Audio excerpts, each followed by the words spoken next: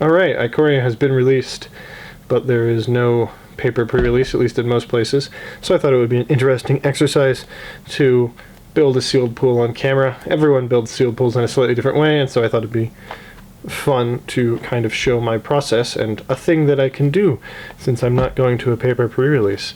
I've already opened up my other kit because I am impatient, but I saved this one for camera. So let's get into it.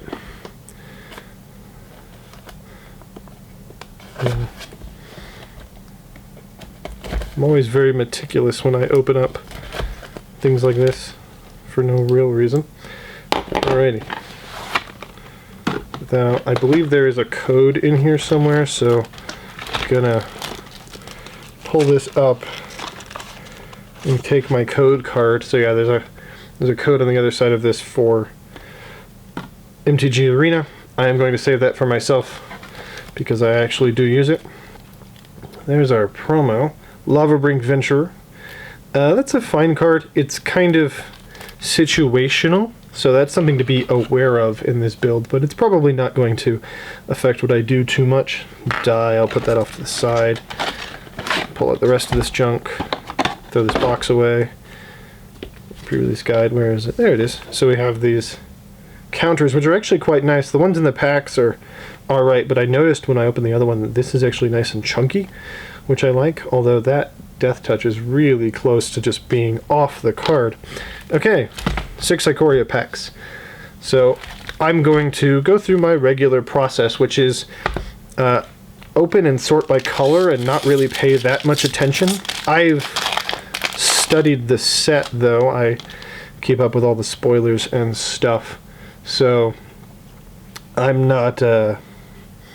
I don't need to read every card necessarily, so I'm usually just sorting by color. White, blue, Frostlinks is a nice card to have. Black. What does this card do? Oh, that's interesting. Colorless. Flying is nice. Green. This card is very good from what I understand. I've been playing on Arena a little bit, like everyone probably, and so ramp is good. Ooh! Apex of Death and a foil Porku Parrot. Mutate looks like it might be a thing. This card's nice, though. That card is very nice if you can mutate it. That's gonna heavily skew me toward Abzan, although Archipelago is also a nice card. I've seen that do work. Basically, I am just going to be sorting the cards. I am paying some attention to mostly the rares that I get. So some of these commons and uncommons aren't really affecting me too much, although I am trying to determine what is getting the most support in this sort of pool. Night Squad Commando is good. I like that card. There's a sideboard card. Ooh, this guy is very interesting. Where did I put my multicolored? There, I put it over there. And you can't actually see that, so I'll move it up a little bit. This is a bit more constricted. This might work very well with my Apex there. Ooh, and that's another foil. That card's pretty good. I don't know if it's working with the strategy we have right now. This card is also very good if you're going sort of aggressive. So it's looking like we're doing a sort of aggressive value Abzan thing at the moment. Let's see. Another Thieving Otter. This is looking much better as far as a sealed pool goes than my other one that I opened impatiently. I'm glad I went with this one by pure coincidence. By pure coincidence. Evolving Wilds is nice. Some removal. Another one of these. It's in Abzan colors. I don't know how many Vigilance cards I have. This card's good. Ah, yes. Abzan is looking really strong in this, although Dinosaur Turtle's good. But Abzan is just looking great. Glad I got this guy, even though I might not use him in this particular set, or this particular sealed pool. That's just a nice card that I like. Come on. free you from the packaging. Okay. Card's always a good adapt target. I keep thinking this is the one that makes the two tokens and not Cathartic Reunion. That one that makes the tokens is much more useful in limited. And for my applications, I typically don't do the shenanigans that Cathartic Reunion is really good at. Enemy. Although it might be very good with that, although 4-color is a bit much to ask. Another Shredded Sails. It's probably not the best card. Oh, we got the... Oh, this is a white card. That goes there. But got the human payoff. We have both of the two good human-based uncommons. One of the crystals. Ooh! I don't think we're... I mean... I don't think that's castable. Although we could do... If we do black and white and don't really have green, that seems like a bad plan. Seems like a very bad plan. But suddenly Mardu is looking attractive. I don't know why I put this up here. Put it over here right now. I put it up there because it looks pretty. That card... I actually don't think I've seen this card. One of the few cards. Assigns combat damage equal to its toughness. That's a pretty interesting one. Ambush. Dark Bargain, they love printing that. This card's really good. Instant Speed Rabid Bite would have been great on its own, but it just gets better with Trample.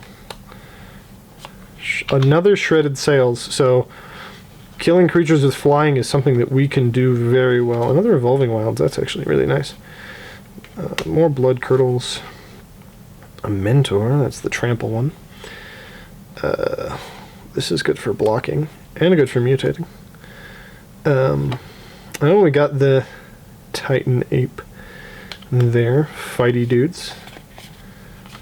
Oh, that's what that cat token looks very strange. It looks like it's got a man face. Why does it have a man face? Alright. This pool is actually looking pretty strong, although there's not much in blue right now. There's some good, I mean, you know, solid uncommons. There's Cathartic Reunion again. Divine Arrow, pretty standard. I mean, there's some, like, you know, there's the role players in blue, but there's none of the payoffs. So it looks like blue is pretty easy to just cut at this point, which is nice for deck building. Boot Nipper. I don't know how well that actually works in limited. This one's pretty good. Oh, there we go. The premium removal. It's a good card. Heartless Act. And we have another ultimatum. Two ultimatums that we can't quite cast. Alrighty. So, I sort the cards, I pay attention to the rares, and some of them, you know, more powerful uncommons that we get. Put these tokens and these lands out of the way. And then I look to eliminate as many colors as possible to make a sort of sealed deck. So, I think the first color that, as I was saying, looks like we can eliminate is blue. So I'm going to take a quick look at blue and see if there's anything in here that I think is worth saving. I mean, these are, like I say, solid commons and uncommons, but not particularly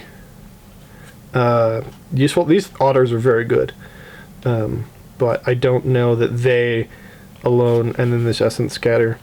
Archipelagore is also pretty good. Frostlynx is good. It's a solid pile, but I don't think there's nothing that's like particularly drawing me to blue except for that Archipelagore. That if you can mutate a lot onto it. So I could try and cast this Sultai Ultimatum and go blue, but I think right now I'm going to get rid of blue and I'm going to check out some of the other colors.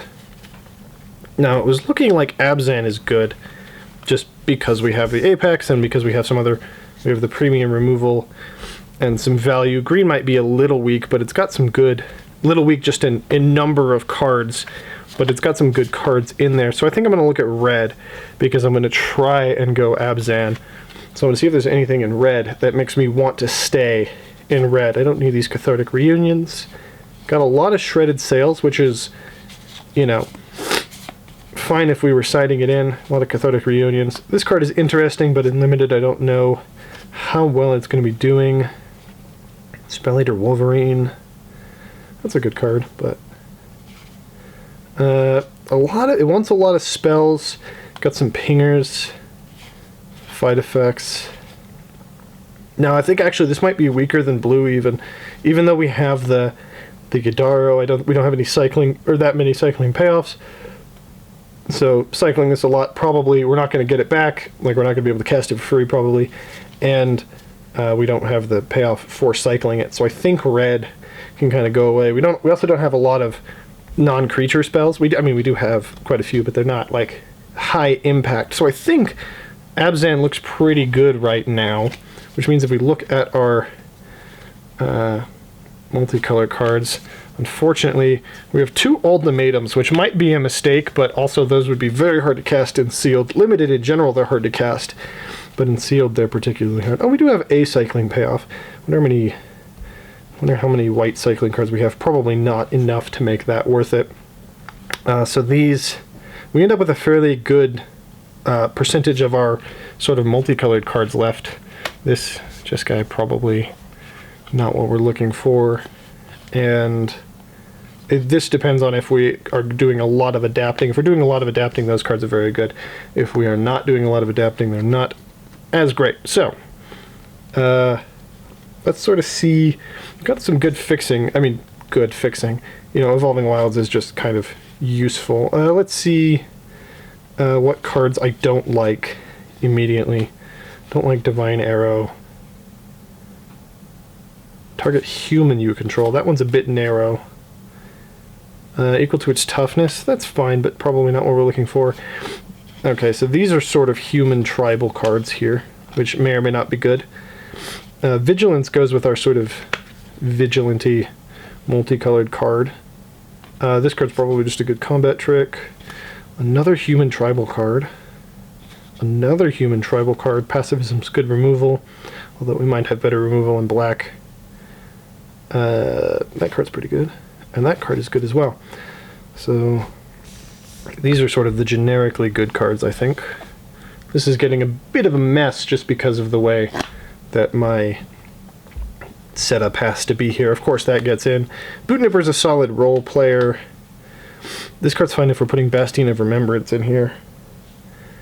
Lifelink counter, and not too high on that one.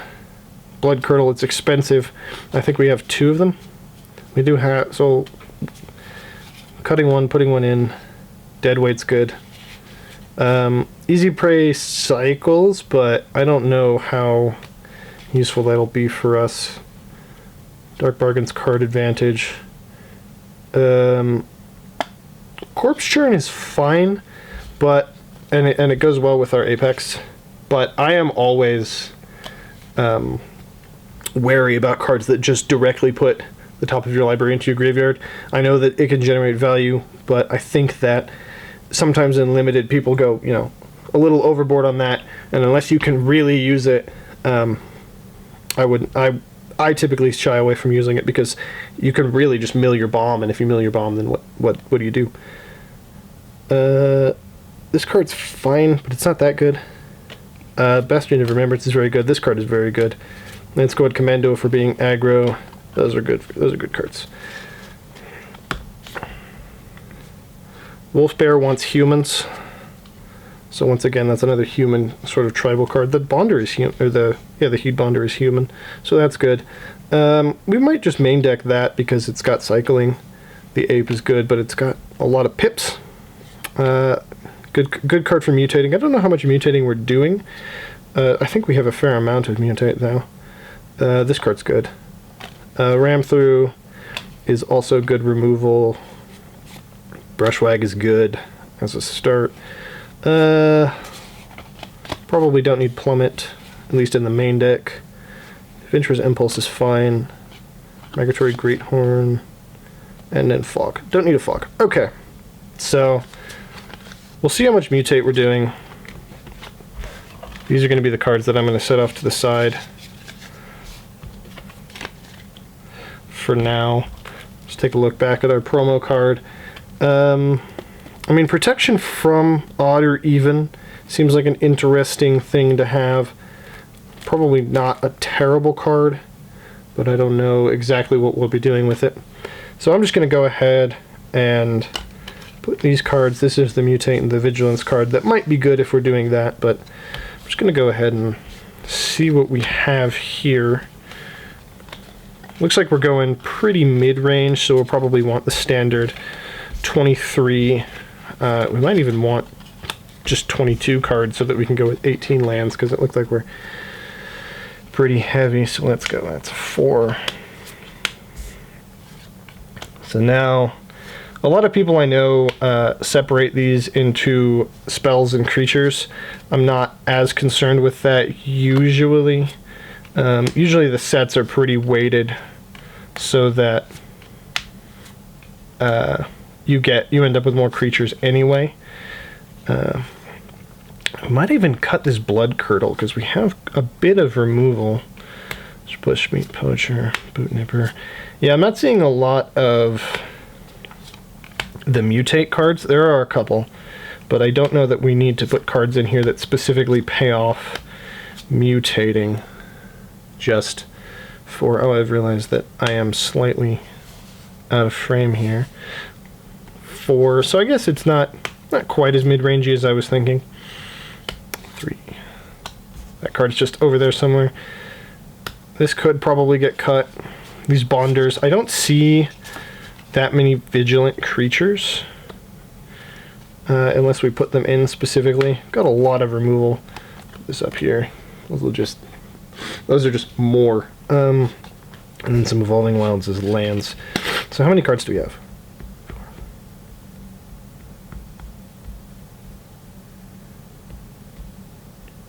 5, 2, 6, 3, 7, 28, 29. 29, so that's about 6 cuts, which seems fair. Probably want to cut from the 1-drops. We don't need this many 1-drops. Although Combat Tricks are alright, but we probably just want more creatures. So we have the 2 creatures. This has good late game potential. This is just good value. This is a removal spell. Deadweight's really good, so we might cut one or both of these. This card selection is nice. I don't know if we have... I mean, I don't know, human... Again, I think we've cut most of the human tribal cards from this. We probably want permanents for Nethroi. Yeah, let's see. I might just cut those on their own first. And then... Yeah, have a lot of removal here. Might need to get some more creatures just because of the way that we've done things here. Might need to keep the Mentor in. Bristling Boar. Alright. I think if we cut Wilt, and then get rid of a Blood Curdle. And then does this has flying. Day Squad Marshal makes dudes. So we have a couple of ways to make tokens. Some value. This will ramp out our big dudes. Okay, I think we need to go back and get some more creatures, especially 2-drops, I think. So let's see. Aren't that many 2-drops. Perimeter Sergeant. We have ways to make human tokens, but they're not the most useful. Human tribal.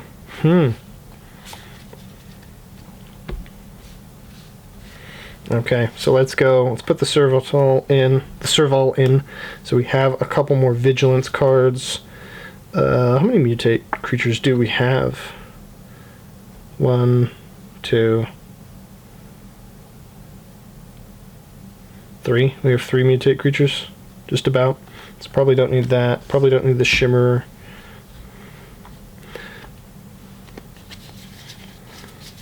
Look through red again. Not a lot of low drops. There aren't that many creatures that we've... Blue has some low drop creatures.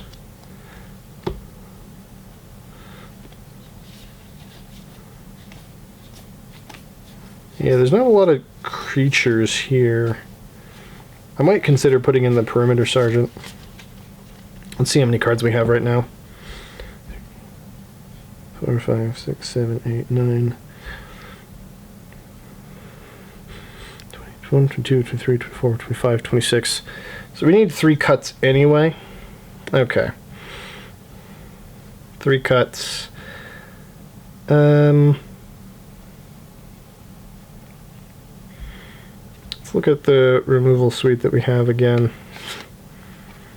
The Ram Through is probably the least useful we have, although we do have the ability to get some Death Touchers. Ah, there we go. Passivism's probably the least useful, unless they're also doing the sort of graveyard shenanigans that we are. Got a lot of our creatures coming in at 3. That seems pretty good to me. Migratory Greathorn is nice. The Bushmeat Poacher is interesting. Huh. I think we'll probably have to cut a Passivism. We have enough removal. Got quite a lot, actually. I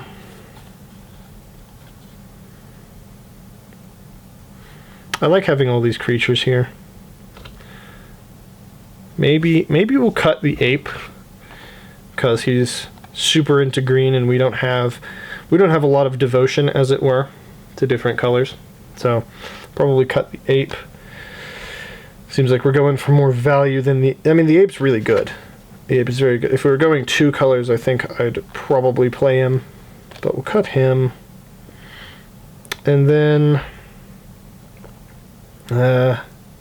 sort of loath to cut Dark Bargain.